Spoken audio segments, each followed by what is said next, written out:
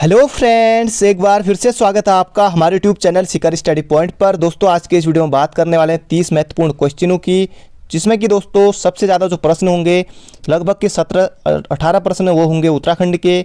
बाकी दोस्तों 5 क्वेश्चन होंगे हिंदी के, और बाकी उसके बाद जो बचेंगे वो सब उसमें जीके, कंप्यूटर, रीजनिंग, एक आध क्वेश्चन और इस सब इसमें रहेंगे। तो दोस्तों आप वीडियो को अंत तक ज़रूर देखिएगा। दोस्तों ये सिर्फ आपके प्रैक्टिस के लिए है, और 30 में से आपका स्कोर कितना हुआ ये कमेंट बॉक्स में ज़रूर बताइएगा।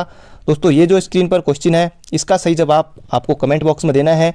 प्रश्न है, मंदाकिनी के तट पर स्थित केदारनाथ धाम की समुद्र तल से ऊंचाई कितनी है? 35-64 मीटर, 35-84 मीटर, या फिर 36-80 मीटर, या फिर इनमें से कोई नहीं। तो दोस्तों ऊंचाई कितनी है आप सीधे सीधे केदारनाथ धाम की ऊंचाई और डैश करके लिखेगा कि कितनी उसकी ऊंचाई है, तो ये आप कमेंट बॉक्स में बताएगा। जैसे यहाँ पर प्रश्न में है कि मंदाकिनी के तट पर, पहली बात तो कि एग्जाम में प्रश्न पूछा जा चुका है कई बार कि केदारनाथ जो धाम है किस नदी के तट पर है? मंदाकिनी के तट पर। तो दोस्तों ये भी बहुत बार एग्जाम में प्रश्न पूछा जा चुका है, इसका सही जवाब आपको कमेंट बॉक्स में देना है। अब बात करते हैं दोस्तों जो कल का प्रश्न था, उसके बाद शुरू करते हैं जो आज के इंपॉर्टेंट क्वेश्चन है। कल का जो प्रश्न था दोस्तों, बूढ़धारी सूर्य मंदिर का निर्माण किसने कराया था? तो सभी लोगों ने लगभग सही उत्तर दिया है। बूढ़धारी सूर्य मंदिर का निर्माण कटारमल देव ने कराया था, जो कि अल्मोड़ा में स्थित है। सभी ने लगभग की सही उत्तर दिया है। तो दोस्तों इंपॉर्टेंट क्वेश्चन है, कई बार ये भी पूछा जा चुका है प्रश्न कि कटारमल सूर्य मंदिर कहाँ स्थित है, किस नदी के तट पर है, जहाँ पर जैसे कि कोसी नदी बहती है। कटारमल देव ने उसका निर्माण कराया था। बहुत बार प्रश्न एग्जाम में पूछा जा चुका है। तो आज का जो प्रश्न था इसका भी सही जवाब आपको कमेंट बॉक्स में देना है। तो अब शुरू करते हैं आज के इंपॉर्टेंट क्वेश्चनों को। आज जो पहला प्रश्न है तो यह है आपके सामने स्क्रीन पर, निम्न में कौन सा धार्मिक पर्यटन स्थल पौड़ी व चमोली के बॉर्डर पर दूधातोली श्रेणी पर स्थित है? ये आपको बताना है। इनमें से कड़वाश्रम, धारी देवी मंदिर, भिनसर महादेव, या फिर सिद्धबली मंदिर। तो दोस्तों इसका सही उत्तर हो जाएगा ऑप्शन नंबर डी, भिनसर महादेव, जो कि पौड़ी और चमोली के बॉर्डर पर स्थित दूधातोली श्रेणी पर स्थित है। ऑप्शन नंबर डी हो जाएगा भिनसर महादेव। धारी देवी मंदिर श्रीनगर में है, अलकनंदा के तट पर है। कड़वाश्रम मालिनी नदी के तट पर, ये भी पौड़ी में ही है, हालांकि सभी पौड़ी के हैं। सिद्धबली मंदिर ये कोटद्वार में है, सिद्धबली मंदिर। तो ये सब आपको याद रखना है। इसका सही उत्तर हो जाएगा ऑप्शन नंबर डी, भिनसर महादेव। अब बढ़ते हैं अगले क्वेश्चन की तरफ। अगला क्वेश्चन है, देहरादून का एक प्रमुख उपनगर ऋषिकेश। तो सिंपली ऋषिकेश आपको बताना है किन नदियों के तट पर स्थित है? ऑप्शन है गंगा एवं चंद्रभागा नदी, गंगा एवं यमुना नदी, गंगा एवं भिलंगना नदी, या फिर गंगा एवं मंदाकिनी नदी। तो इनमें से आपको बताना है। तो इसका सही उत्तर हो जाएगा देहरादून का जो उपनगर यानी कि ऋषिकेश की बात की गई है प्रश्न में, किस नदी के तट पर है? तो गंगा एवं चंद्रभागा। गंगा एवं चंद्रभागा ऑप्शन नंबर ए हो जाएगा हमारा बिल्कुल सही। ये चंद्रभागा जो कि चंद्रबाड़ी ताल से निकलती है, जो कि चंद्रबाड़ी ताल है देहरादून में, चंद्रभागा। तो ये भी आपको बिल्कुल याद रखना है। चंद्रभागा ये हिमाचल में भी है। और गंगा तो जैसे देवप्रयाग के बाद गंगा नाम से जानी जाती है भागीरथी, तो ये गंगा और चंद्रभागा। तो ऑप्शन नंबर ए ऋषिकेश में ये इन नदियों के तट पर स्थित है ऋषिकेश। तो बढ़ते हैं अगले क्वेश्चन की तरफ।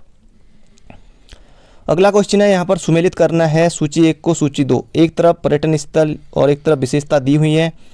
अब दोस्तों यहाँ पर अब नीचे दिए हैं ऑप्शन, लेकिन ऑप्शन हाँ इतने में तो दिखाई दे रहे, लेकिन आपको कोई ना कोई ऑप्शन इनके बारे में जरूर पता होगा। जैसे मुक्तेश्वर के बारे में आप जरूर जानते होंगे। मुक्तेश्वर में क्या है? पशु चिकित्सा शोध संस्थान। जैसे सी का हो जाएगा ऑप्शन नंबर 2। तो अगर आपको नहीं आ रहा तो सी का आप 2 देख सकते हैं। तो सी का 2 इसमें नहीं है, इसमें 3-3 इसमें नहीं है। तो ऑप्शन नंबर डी सिर्फ एक ही में दिख रहा है, सी का 2। तो आप सिर्फ इससे उत्तर लगा के, जैसे एग्जाम में आप ऑप्शन नंबर डी गोला भर के, या ऑनलाइन है तो डी टिक करके आप आगे भी बढ़ सकते हैं। फिर भी हम देख लेते हैं सभी को। मुक्तेश्वर में दोस्तों पशु चिकित्सा शोध संस्थान 1893 में, ऑप्शन नंबर जो ये है सी का हो जाएगा 2। धनोल्टी ये है टिहरी में, धनोल्टी मसूरी चंबा मार्ग पर ये आएगा ये पर। और कैमल बैंक जो है ये, कमल बैंक ये हो जाएगा सूर्यास्त का मनोरम दृश्य। और गन हिल जो है कि मसूरी में है, लाल टिब्बा के बाद दूसरी सबसे ऊंची चोटी। तो ये भी हो जाएगी ऑप्शन नंबर यहाँ पर जाएगा गन हिल, लाल टिब्बा के बाद दूसरी सबसे ऊंची चोटी। तो इसका सही उत्तर जो हमने देखा था ऑप्शन नंबर डी होगा इसका सही। बाकी आपको यहाँ से बिल्कुल याद रखना है। बाकी आपको जैसे इस तरह के जो भी क्वेश्चन होते हैं उनमें आपको 1-2 भी पता हो तो आप आसानी से कर सकते हैं। जैसे मुक्तेश्वर पशु चिकित्सा, गन हिल ये लाल टिब्बा के बाद दूसरी ऊंची चोटी, कमल जो बैंक है कैमिल बैंक ये हो जाएगा सूर्यास्त का, और धनोल्टी मसूरी ये उसी भी, धनोल्टी जो है चंबा ये टिहरी पर यहाँ पर स्थित है। तो बढ़ते हैं अगले क्वेश्चन की तरफ। अगला क्वेश्चन है, सुमित्रा नंदन पंत को सम्मानित किया गया था सुमित्रा नंदन पंत दोस्तों इनसे हर जगह प्रश्न पूछा जाता है, चाहे और जगह भी एग्जाम हो तो चाहे एसएससी भी कराए एग्जाम या कहीं भी कराए जैसे और राज्यों में भी, तो यहाँ इनसे जरूर प्रश्न आता है। तो ये तो खैर हमारे राज्य के हैं, बागेश्वर कौसानी में इनका जन्म हुआ था, तो इनके बारे में आपको जरूर पता होना चाहिए। सुमित्रा नंदन पंत को सम्मानित किया गया था साहित्य अकादमी पुरस्कार से, भारतीय ज्ञानपीठ पुरस्कार से, या फिर ए और बी दोनों से, ये आपको बताना है। तो इसका सही उत्तर हो जाएगा ऑप्शन नंबर सी, ए और बी दोनों, यानी कि इनको साहित्य अकादमी पुरस्कार भी मिला है, भारतीय ज्ञानपीठ पुरस्कार भी मिला है, और आपको पता हो ना हो लेकिन इनको पद्म भूषण भी मिला है, पद्म भूषण, और सोवियत नेहरू पुरस्कार भी मिला है, पद्म भूषण भी इनको मिला है।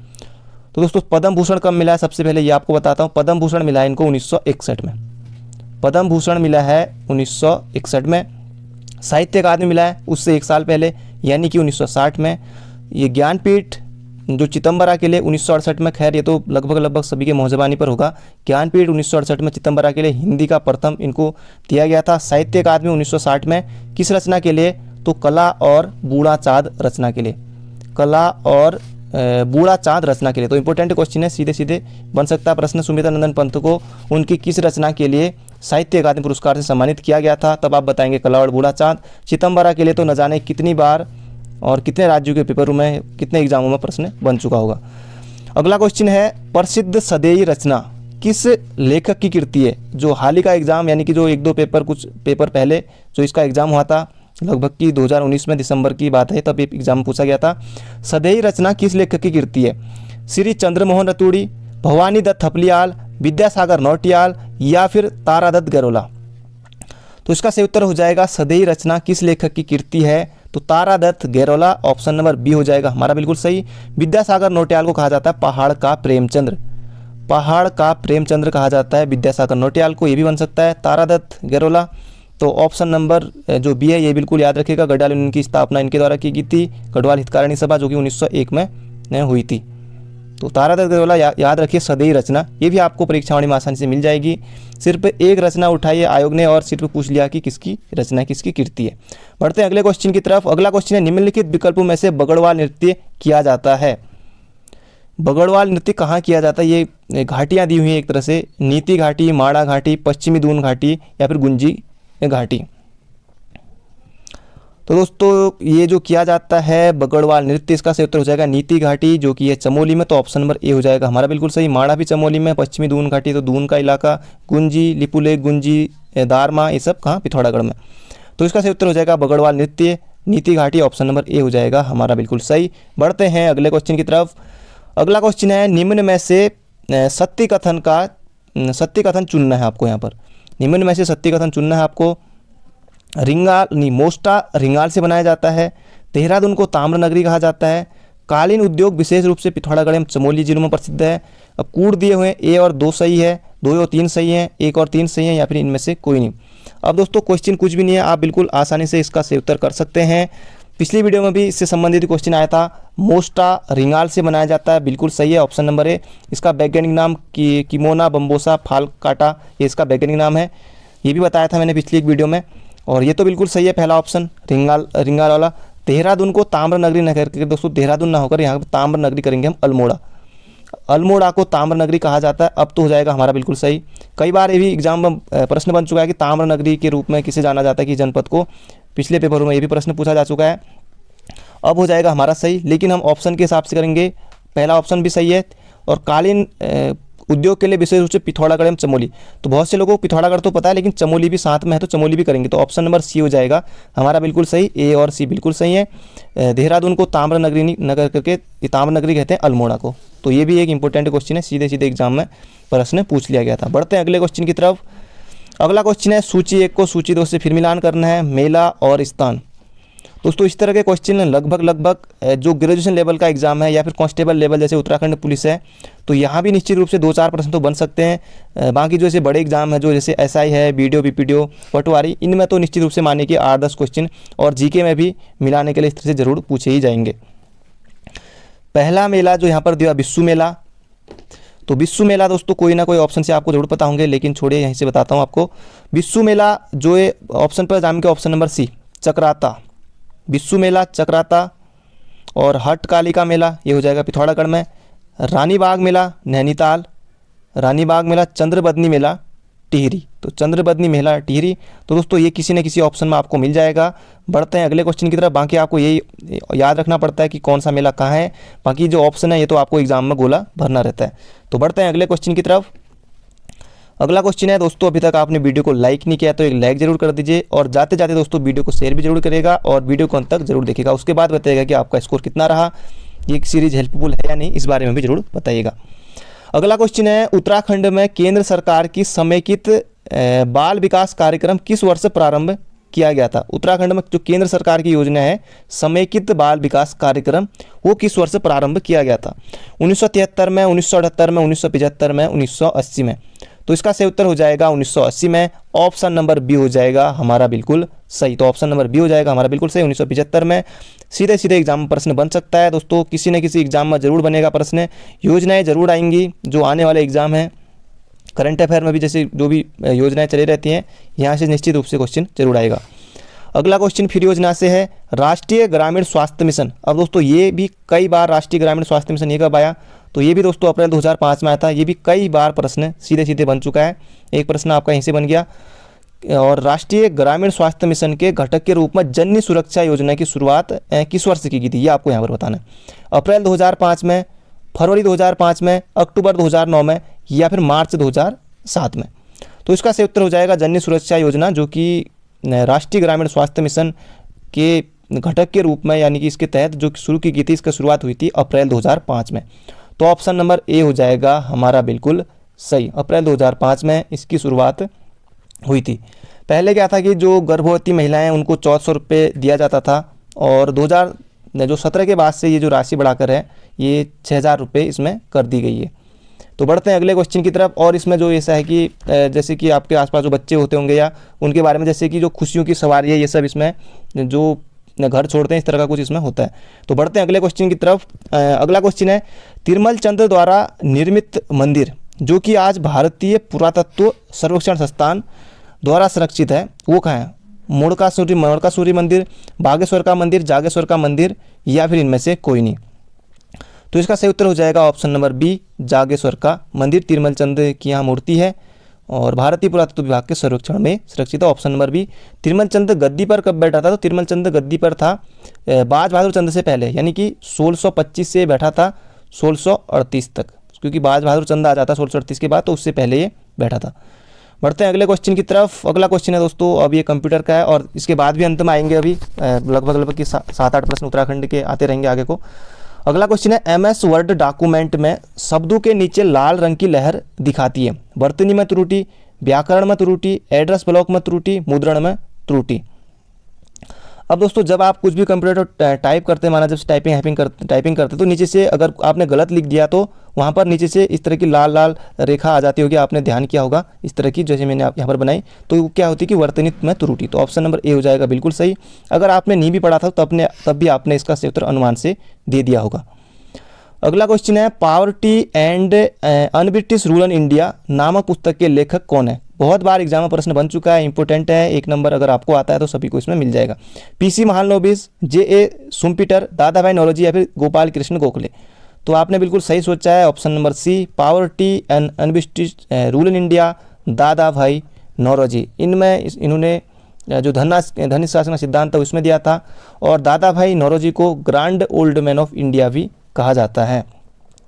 और उन्होंने उस समय बताया था 20 रुपये जो भारत की प्रति व्यक्ति आय है, 20 रुपये प्रति व्यक्ति आय इसमें बताई थी। ये बात है 1867 की उस समय की।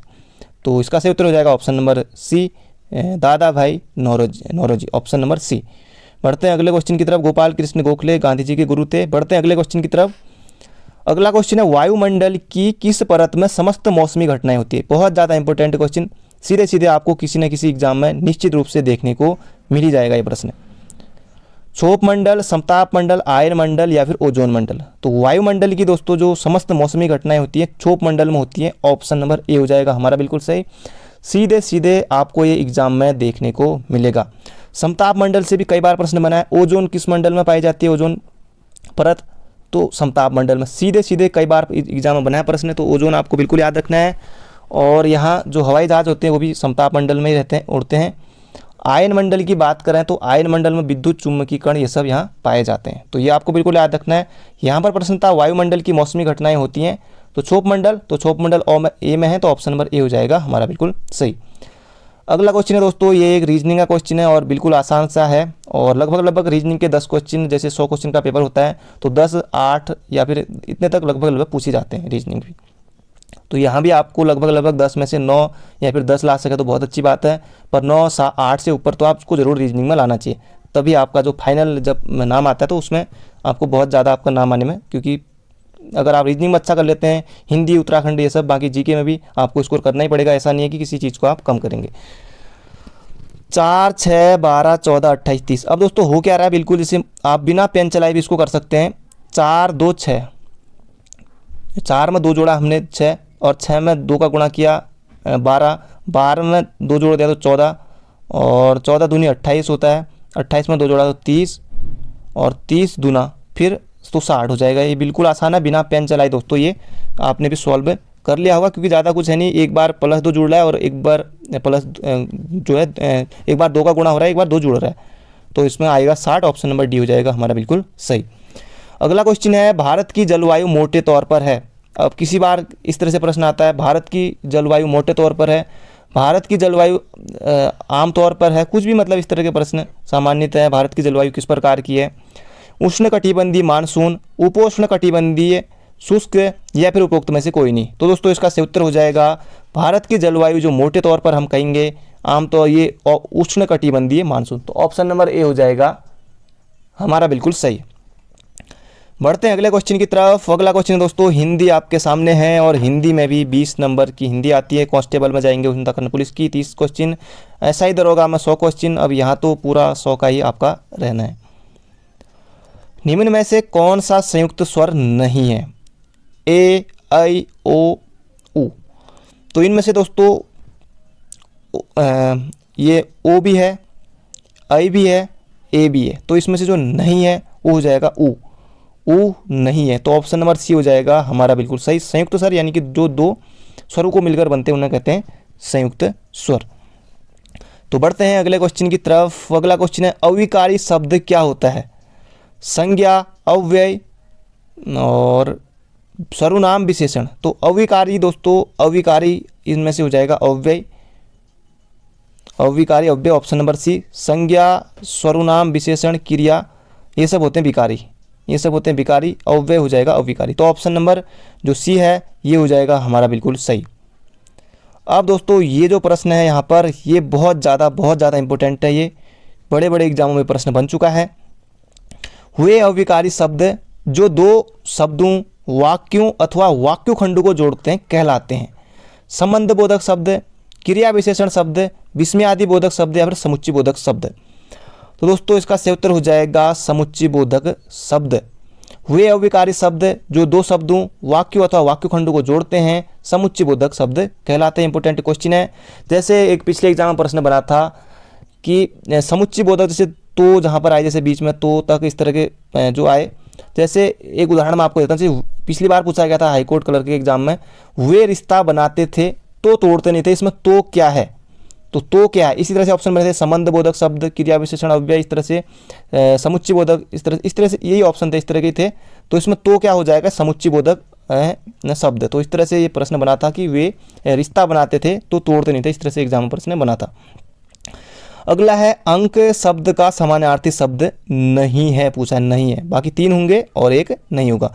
संख्या, गोद, नाटक का एक भाग, पृथ्वी।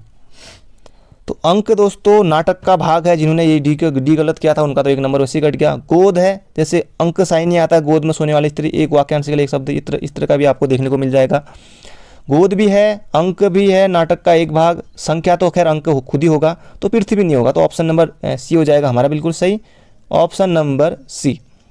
अब दोस्तों ये आपने थंबनेल में से देख ही लिया होगा और ये प्रश्न दोस्तों ये मौका भी, क्योंकि अभी सही है इस तरह का मौका भी, बेटा समय रहते न पढ़े तो भविष्य में बुरी तरह पछताओगे। मतलब कि आपसे कोई कह रहा है, ये भी दोस्तों ये मैंने खुद तो बनाया नहीं है, लेकिन ये भी जो एक एग्ज़ाम हुआ था किसी एग्ज़ाम में ये प्रश्न बन चुका है, ये प्रश्न भी पूछा जा चुका है। बेटा समय रहते न पढ़े तो भविष्य में बुरी तरह पछताओगे। इसे आप खुद पर भी ले सकते हैं, ये बात तो अच्छी कही गई है। वाक्य में बुरी तरह पछताओगे के स्थान पर मुहावरा आएगा, ये आपको बताना है। अंगारों पर लौटोगे, अंचरा पसारोगे, ऑप्शन भी देखिए और ये वाला देखिए, कुएं में गिरोगे। अब ऐसे तो मतलब गजब के ऑप्शन दिए हैं। या 8 आंसू रोगे। अब दोस्तों इसका सही उत्तर हो जाएगा ऑप्शन नंबर बी, 8 आंसू रोगे, क्योंकि कुएं में गिरोगे ये तो कुछ बन नहीं रहा है। और अंगारों पर लौटोगे, अंचरा पसारोगे। अब दोस्तों आयोग भी इस तरह के क्वेश्चन पूछता है, ऐसा नहीं है कि आयोग नहीं पूछता है। तो इसका सही उत्तर हो जाएगा ऑप्शन नंबर जो बी है, 8 आंसू रोगे। दोस्तों अच्छा प्रश्न था और आपको भी बिल्कुल तैयारी करनी है। खैर आयोग ने इस तरह का क्वेश्चन तो पूछ दिया, खतरनाक है। तो इसका सही उत्तर ऑप्शन नंबर बी। अगला क्वेश्चन है, Oak Grove Heritage School Uttarakhand में कहाँ पर स्थित है। अब यहाँ पर सीधे सीधे ये मसूरी देहरादून हाईवे पर, और टिहरी उत्तरकाशी हाईवे पर, काशीपुर नैनीताल हाईवे पर, या फिर पिथौरागढ़ में। अब दोस्तों इससे थोड़ा क्या लग रहा है कि जैसे मसूरी देहरादून हाईवे पर इस तरह से पूछ के लग रहा है। आपको भली बात ही पता है कि ओक ग्रेव जो है ये देहरादून में है, मसूरी में है, तो यहाँ है।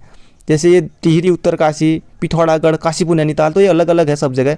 बाकी एक ही है देहरादून मसूरी। तो ऑप्शन नंबर ए, ज़्यादा कोई दिक्कत आपको भी नहीं होगी इसके सही उत्तर तक पहुँचने में। तो ऑप्शन नंबर ए हो जाएगा हमारा बिल्कुल सही।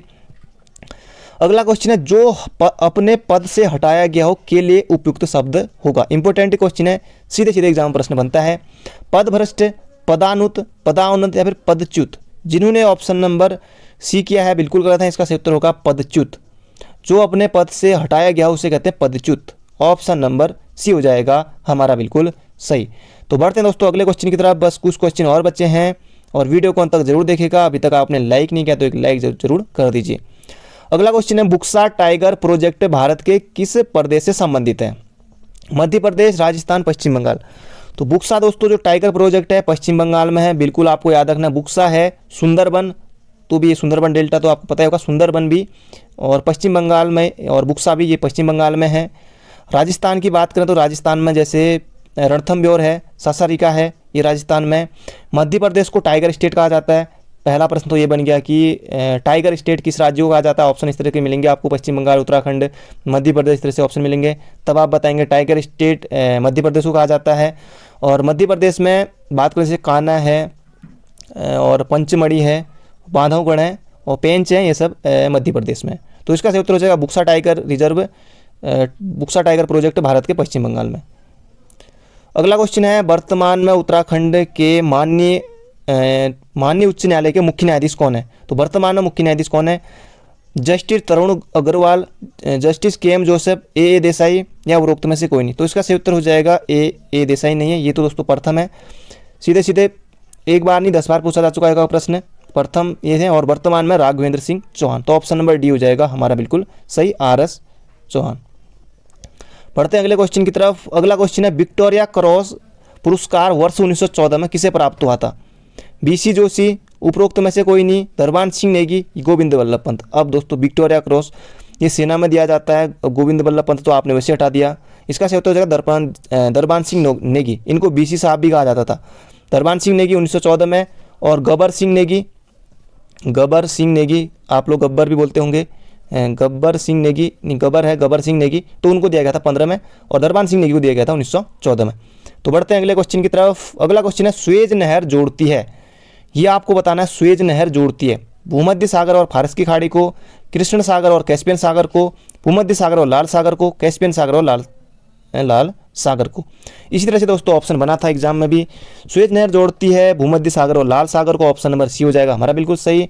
निर्माण प्रणाली जो बनकर तैयार हुई थी 1869 में। तो बढ़ते हैं अगले क्वेश्चन की तरफ। अगला क्वेश्चन है, दीवाने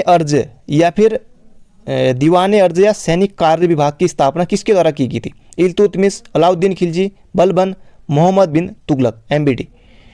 तो दीवाने अर्ज सैनिक कार्य विभाग की स्थापना की गई थी अलाउद्दीन नहीं, बलबन के द्वारा। ऑप्शन नंबर सी हो जाएगा हमारा सही, बलबन के द्वारा दीवाने अर्ज या फिर सैनिक कार्य विभाग की स्थापना की गई थी। तो ये आपको बिल्कुल याद रखना है। और जो इस विभाग का जो प्रधान होता था, यानी कि जो हेड होता था, उसे कहते थे आर.ई.जे. मुमालिक। तो ये भी याद रखेगा, बलबन ने की थी दीवाने अर्ज। अगला क्वेश्चन है, बहुत ज़्यादा इंपॉर्टेंट है, बहुत ज़्यादा, ये भी सीधे सीधे एग्जाम में प्रश्न बनता है। मानवाधिकार का सार्वभौमिक घोषणा पत्र अपनाया गया था 10 दिसंबर 1948, 10 नवंबर 1948, 1 दिसंबर 1948, 1 नवंबर 1948। तो पीछे से तो सभी में एक 1948 है, पर यहाँ आपको याद रखना है इसका सही उत्तर हो जाएगा 10 दिसंबर 1948 को मानवाधिकार सार्वभौमिक घोषणा पत्र अपनाया गया था। इंपॉर्टेंट क्वेश्चन है, 10 दिसंबर को ही मानवाधिकार दिवस भी मनाया जाता है, बहुत ज़्यादा इंपॉर्टेंट है, लगभग एग्जाम में प्रश्न पूछा ही जाता है। अगला है प्रसिद्ध गौचर मेला कब प्रारंभ हुआ, 1967, 1951, 1970 या इनमें से कोई नहीं। अब दोस्तों इनमें से तो कोई नहीं हो जाएगा, क्योंकि गौचर मेला जो प्रारंभ हुआ था 1943 में, जो कहाँ लगता है, चमोली में, कमिश्नर बर्नेडी के द्वारा इसकी शुरुआत की गई थी और पंडित जवाहरलाल नेहरू के जन्मदिवस के उस पर लगता है, यानी कि 14 नवंबर को गौचर जो कि चमोली में है, 14 नवंबर को ये इस समय लगता है पंडित नेहरू के जन्मदिवस के अवसर पर। ये भी प्रश्न बन चुका है। अगला क्वेश्चन है तीलू रौतेली की मूर्ति कहाँ स्थापित है, तीलू रौतेली की मूर्ति कहाँ स्थित है, बीरो खाल, गुम खाल, जहरी खाल, बेदी खाल, पता नहीं आयोग गुम खाल इस तरह की जगह होगी नहीं होगी पता नहीं, बीरो खाल, जहरी खाल तो ये तो है खैर, बीरो खाल, बेदी खाल पता नहीं मेरे को, लेकिन ये दो जरूर पता है। जो इसका तीलू रौतेली की जो मूर्ति है बीरो खाल पौड़ी में है, तो ऑप्शन नंबर जो ए है हमारा ये हो जाएगा बिल्कुल सही, तीलू रौतेली। तीलू रौतेली दोस्तों यही वही हैं जिनको कहा जाता है गढ़वाल की लक्ष्मीबाई, गढ़वाल की लक्ष्मीबाई कहा जाता है तीलू रौतेली को। और 8 अगस्त को तीलू रौतेली की जयंती मनाई जाती है। 8 अगस्त इनका जन्म होता है 8 अगस्त 1661 में, तो बहुत पहले जन्म हो गया था। तो तीलू रौतेली वीरो खाल पौड़ी में इनकी मूर्ति है, तो ये बिल्कुल आप याद रखिएगा। इनकी घोड़ी का नाम बिंदुली था, पिता का नाम भूप सिंह गोरला था। तीलू रौतेली की जो हत्या हुई थी राजू रजवाड़ के द्वारा, जो कि कत्यूरी सैनिक था, जो नयार नदी के तट पर हुई थी, पूर्वी नयार नदी के तट पर। अगला क्वेश्चन है उत्तराखंड में भूमि मापन का कौन सा मानक मात्रक प्रयोग में लाया जाता है, नाली मुट्ठी ए और बी, यानी कि नाली मुट्ठी दोनों, या फिर किलोमीटर। अब आप खुद ही बताइए, उत्तराखंड में भूमि मापन के लिए किलोमीटर तो ये तो आप हटा देंगे, भूमि थोड़े ना नापते किलोमीटर या इस तरह का, तो ये तो होगा नहीं। तो नाली या मुट्ठी दोनों सही है, नाली या मुट्ठी ऑप्शन नंबर सी हो जाएगा हमारा बिल्कुल सही। जैसे नाली होता है 16 मुट्ठी बराबर 1 नाली होता है, और 1 नाली में 4 मान होते हैं, इस तरह का ये होता है। तो बढ़ते हैं अगले क्वेश्चन की तरफ। अगला क्वेश्चन है संविधान के किस अनुच्छेद में अस्पृश्यता को समाप्त किया गया है, अनुच्छेद 12, अनुच्छेद 14, अनुच्छेद 13, अनुच्छेद ये 17 ही होगा, दिख रहा हाँ अनुच्छेद 17। तो दोस्तों इसका सही उत्तर आपको कमेंट बॉक्स में देना है, एक तो स्टार्टिंग वाले का और एक अंत वाले का, और ये बहुत ज़्यादा इंपॉर्टेंट क्वेश्चन है। अस्पृश्यता को समाप्त किया गया है, आप सिर्फ इतना लिखिएगा कि अस्पृश्यता का अंत और डैश करके अनुच्छेद जो है वो आप कमेंट बॉक्स में लिखिएगा, ताकि दोस्तों मुझे भी पता लगे कि वीडियो अंत तक कौन कौन देखता है। तो thank you friend, thank you so much. और आप बताइएगा, क्योंकि ये 32 क्वेश्चन थे, और आप 30 में से बताइएगा कि 30 में से कितना स्कोर आपका रहा, या फिर 32 में से अगर आप इसका भी सही जवाब देते हैं तब आप 32 भी इसमें से भी बता सकते हैं। तो ये थी आज की जानकारी दोस्तों। आज के जो प्रश्न थे कैसे लगे कमेंट बॉक्स में जरूर बताइएगा। बाकी मिलेंगे कल को एक नई धमाकेदार वीडियो में। तो thank you friend, thank you so much, अपना ध्यान रखिएगा। बाकी मिलते हैं कल को।